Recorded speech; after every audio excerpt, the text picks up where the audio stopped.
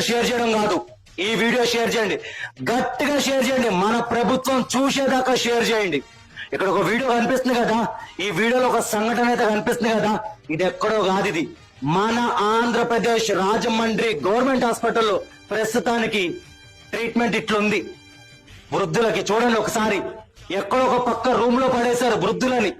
ఒక కరెంటు లేదు, నీట్నెస్ లేదు, మంచాలు సరిగ్గా లేవు, ఒక వార్డు బాయ్ లేడు, నేల మీద పడుకున్నారు వృద్ధులు, చావు బ్రతుకుల్లో ఉన్నారు, పట్టించుకునే నాదుడు లేడు.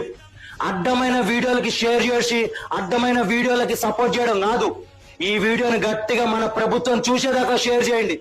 వాళ్ళని మనం ఓట్లేసి గెలిపించింది ఎందుకు? మనకు న్యాయం చేస్తారని చెప్పి, మనకు అండగా నిలబడతారని చెప్పి.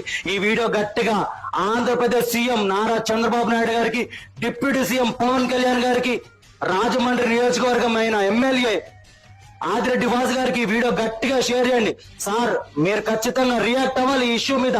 మిమ్మల్ని ఓట్లేసి గెలిపించింది, మాకు అండగా నిలబడతారు, మాకు న్యాయం చేస్తారని చెప్పి. చూశారు కదా, ఇది అక్కడ జరుగుతున్న సిచ్యువేషన్. ఈ వీడియో కానీ రియాక్ట్ అవ్వాలి ఖచ్చితంగా. ప్రభుత్వం దాకా షేర్ అయ్యేదాకా గట్టిగా షేర్ చేయండి. నేను గట్టిగా నిలబడతాను ఈ ఇష్యూ మీద, మీరు కూడా నాతో పాటు నిలబడండి. తప్పు చేస్తే ఎవరినైనా నిలదీద్దాం ఖచ్చితంగా. చలో షేర్ చేయండి గట్టిగా ఈ వీడియో.